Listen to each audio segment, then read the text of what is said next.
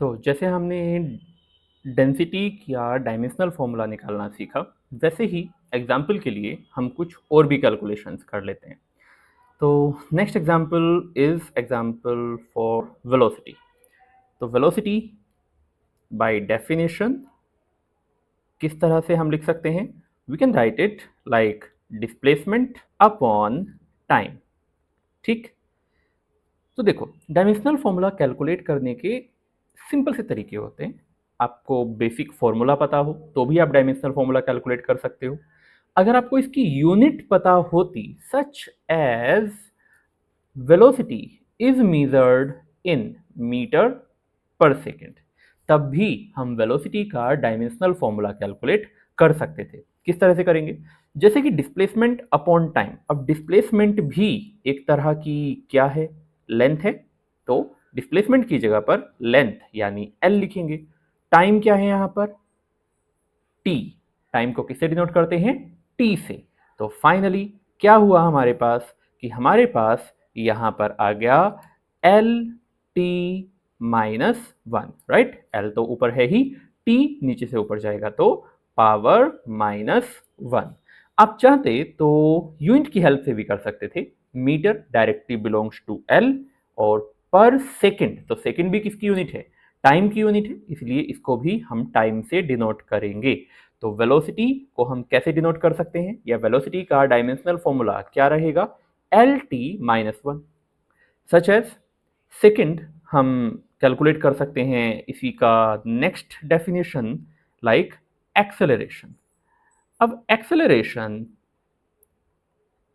Again दो तरीके हैं, या तो हम इसकी डेफिनेशन में चले जाएं या फिर इसकी यूनिट में। अगर डेफिनेशन में जाएं, what is acceleration? It is change in velocity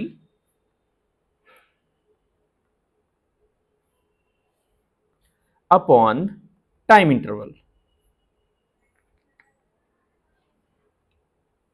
ठीक, या फिर अगर मैं यूनिट्स के हिसाब से देखूं तो मीटर पर सेकेंड स्क्वायर।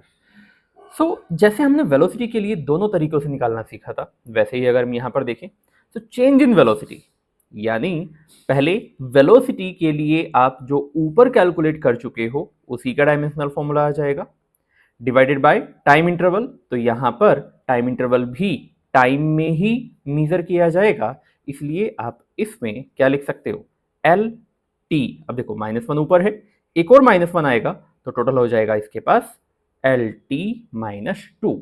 आप चाहें तो यहां पर यूनिट के हिसाब से भी देख सकते हो कि जो एक्सेलरेशन है उसका डायमेंशनल फॉर्मूला उसकी यूनिट के हिसाब से मीटर पर सेकेंड स्क्वायर, तो मीटर यानी लेंथ अपॉन सेकेंड स्क्वायर यानी टी स्क्वायर। तो कितना आ गया? L T minus two, L T raise to minus two. तो ये हमारे पास हो जाता है वेलोसिटी एंड एक्सेलरेशन का dimensional formula. Number three we can calculate the dimensional formula for force. Force का famous formula, it is mass into acceleration. जैसा कि मैंने कहा था, हम फॉर्मूला या फिर यूनिट दोनों की हेल्प से डायमेंशनल फॉर्मूला कैलकुलेट कर सकते हैं। जैसे आपकी हैबिट बनती है उसके हिसाब से आपको इजी रहेगा। कई बार यूनिट डायरेक्टली आपको याद होती है तो आप यूनिट की हेल्प से डायमेंशनल फॉर्मूला बनाइए, कई बार डायरेक्टली फॉर्मूला याद होता है तो आप फॉर्मूले की हेल्प से डायमेंशनल फॉर्मूला बनाएंगे। ठीक, जैसे यहाँ पर फोर्स का ज़्यादातर सभी को F is equals to M A उसका फॉर्मूला याद होता है। उसकी जो यूनिट है दैट न्यूटन ज़्यादातर केसेस में याद होती है। उसकी जो MKS वर्जन ऑफ यूनिट है वो सीधे सीधे याद नहीं होती, उसको हम माइंड में डराइव करते हैं F is equals to M A के साथ। अगर मुझे directly F is equals to M A याद है तो हम यहाँ से भी F का डायमेंशनल फॉर्मूला लिख सकते हैं, सच एज मास को डायरेक्टली m लिखेंगे और एक्सेलरेशन अभी अभी हमने थोड़ी देर पहले कैलकुलेट किया था, so that is L T minus two. बस दोनों को मल्टीप्लाई कर दीजिए and F is equals to M L T minus two and that's it. सिर्फ इतना करना होता है एक डायमेंशनल फॉर्मूला कैलकुलेट करने के लिए। जो प्राइमरी फॉर्मूलाज मैं आपको लिखवा रहा हूँ, प्राइमरी क्वांटिटीज के डायमेंशनल फॉर्मूलाज लिखवा रहा हूँ, इनको डायरेक्टली याद रखेंगे हम। रीजन, जैसे हमने अभी अभी एक्सेलरेशन का डायरेक्टली यहाँ पर डायमेंशनल फॉर्मूला यूज किया, ऐसे ही ये जो स्टार्टिंग वाले डायमेंशनल फॉर्मूलाज आपके रहेंगे 4 से 5 या 8-10 के आसपास, इनको डायरेक्टली यूज करके आप बड़े फिजिकल क्वांटिटीज का डायमेंशनल फॉर्मूला कैलकुलेट कर सकते हो, राइट। जैसे अभी आप देखोगे, मान लो फोर्स का हमने कैलकुलेट कर लिया, फोर्स पर बेस्ड और कौन कौन से बनाए जा सकते हैं, like number 4, imagine if you want to calculate dimensional formula for work. Work by definition, work की डेफिनेशन आपको 9th क्लास से याद होगी, force multiplied by displacement in the direction of force, यानी बेसिक लेवल पर वर्क क्या है, force into displacement, right. ऐसा मैं लिख सकता हूं। अब ऐसा लिखने पर जब मैं डायमेंशनल फॉर्मूला W का लिखूंगा, तब फोर्स अगर मुझे डायरेक्टली याद है तो I can directly paste it over here.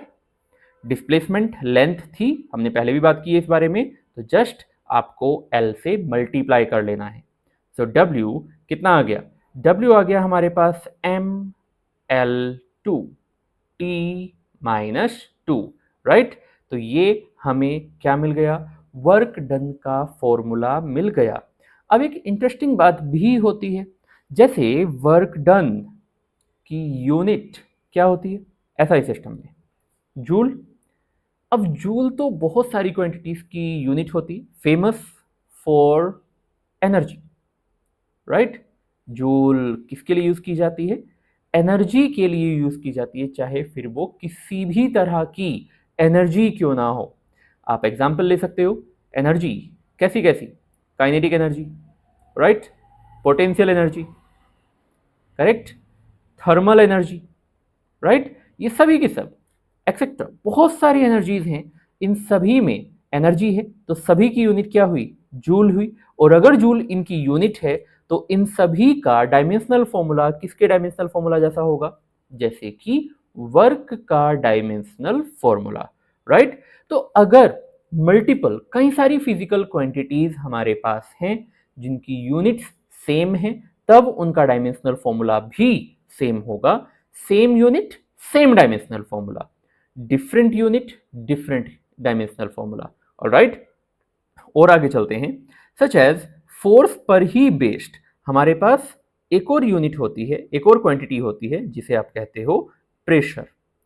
बताओ कैसे प्रेशर को डिफाइन करोगे, तो pressure basically what it is force upon area, right. अब फोर्स अपॉन एरिया, तो वापस से फोर्स आया, क्योंकि फोर्स की डायमेंशनल फॉर्मूला हमें पहले ही पता थी, हमने याद कर रखी थी, तो बस आप उसको डायरेक्टली लिखेंगे MLT minus 2 divided by area. Area क्या होता है, एरिया की यूनिट क्या रहेगी हमारे पास, मीटर स्क्वायर। मीटर स्क्वायर यानी लेंथ का स्क्वायर, तो हमें सीधे सीधे L स्क्वायर यहां पर लिख लेना है। एंड एट लास्ट हमारे पास प्रेशर का डायमेंशनल फॉर्मूला क्या आ जाएगा, ML minus 1 T minus 2, right. तो P यानी प्रेशर, प्रेशर मतलब ML माइनस 1 T माइनस 2। अब ऐसा नहीं है कि सिर्फ हमें फोर्स ही याद रखना है, अभी अभी जो हमने लिखा, इमेजिन हमें वर्क याद है, राइट, एंड हमें डायमेंशनल फॉर्मूला लिखना पड़े पावर का। कैसे डिफाइन करते हैं पावर को, तो power is work done per unit time, right. एक पर्टिकुलर टाइम इंटरवल में कितना वर्क किया गया इज डिफाइंड एज पावर। सो अगर मुझे वर्क डन याद है, तब work done ML2 T minus 2, right, divided by time that is T itself। So finally power का डायमेंशनल फॉर्मूला क्या हुआ, तो पावर का dimensional formula is ML2 T minus 3, और ये हमारे पास पावर का डायमेंशनल फॉर्मूला आ चुका है, ठीक है। इसी तरह से जैसे हमने वर्क डन से एसोसिएटेड कैलकुलेट किया, आप चाहें किसी और चीज को भी यूज कर सकते हो। जैसे नंबर 7 मैं यहां पर लिख रहा हूं लीनियर मोमेंटम।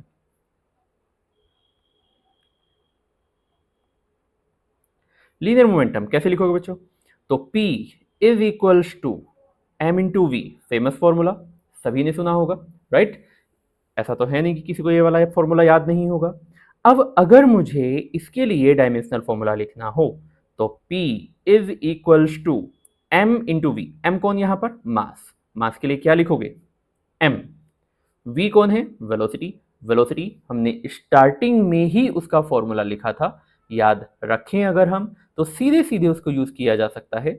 यहाँ एल टी माइनस वन आपको लिखा हुआ दिख रहा है। अगर मैं इसको उठाकर सीधे यहाँ पर रख दूं तब आप डायरेक्टली लीनियर मोमेंटम का फॉर्मूला यहां पर बना सकते हैं as M L T minus one. Next हम लिखेंगे प्लेन एंगल। प्लेन एंगल, और आप इसी को क्या लिख सकते हो? डायरेक्टली अगर एंगल भी कहा जाए तो भी आप उसको प्लेन एंगल ही कहते हो। अब एंगल की डेफिनेशन आपने क्या सुनी है? एंगल कैसे डिफाइन करते हो? तो एंगल सुना जाता है arc length upon radius, right? ये डेफिनेशन आपने पढ़ी होगी। Arc length upon radius is called plane angle.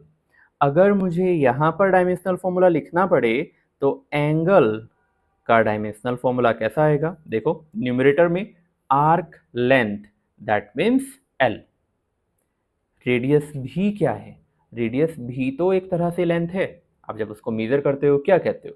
5 metre, 2 metre, 2 centimetre, 5 centimetre का एक सर्कल बनाया, राइट? तो ये सब भी क्या है? लेंथ ही है। अब ऊपर भी लेंथ नीचे भी लेंथ, टेक्निकली कैंसिल, यानी आप इसको, क्योंकि डिनोट कुछ ना कुछ जरूर करना पड़ेगा, इसलिए L0 ऐसे डिनोट कर सकते हो, राइट? क्योंकि ऊपर भी पावर 1 है नीचे भी पावर 1 है, तो एट लास्ट दोनों पावर सब्ट्रैक्ट होकर 1 माइनस 1 0। कई बार कुछ बुक्स में इस तरह से भी इसको लिख कर दिया जा सकता है M0 L0 T0। ये एक तरह से नोटेशन होता है। ज्यादातर केस में मास, लेंथ और टाइम में डायमेंशनल फॉर्मूला लिखा जाता है, इसलिए पूरा डिस्क्रिप्शन देने के लिए MLT तीनों को यूज किया जाएगा।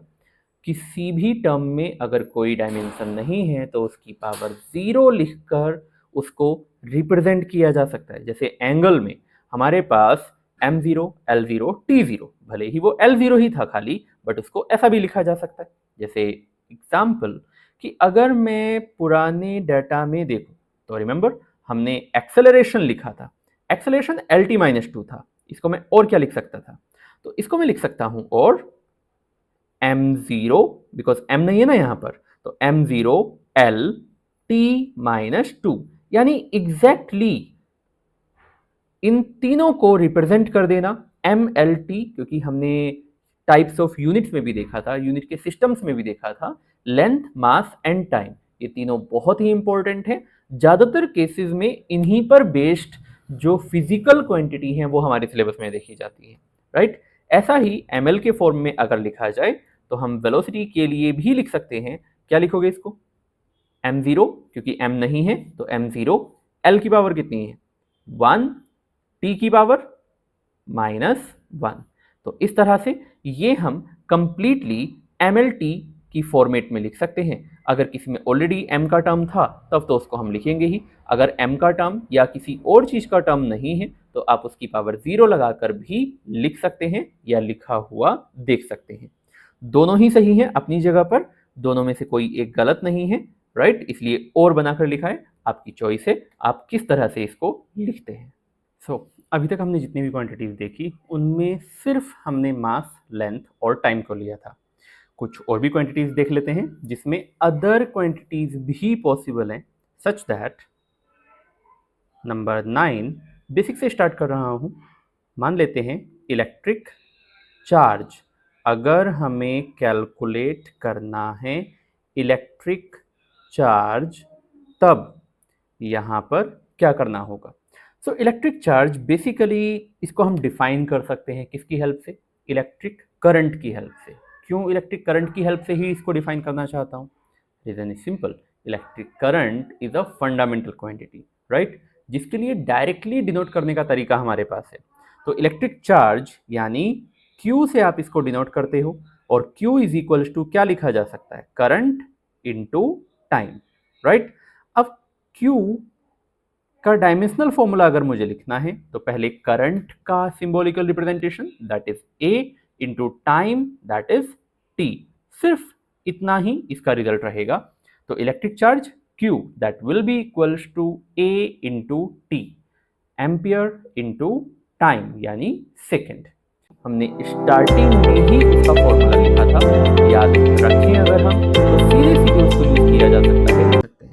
साइन एक्स, कॉस एक्स, ये सारे के सारे जितने भी होते हैं, tan x, ये सब के सब क्या होंगे? डायमेंशनल। क्यों होंगे? जैसे ऊपर वाली चीजों को देखा वैसे इनको देखो, साइन थीटा, कॉस थीटा या tan थीटा क्या होते हैं? एक ट्रायंगल की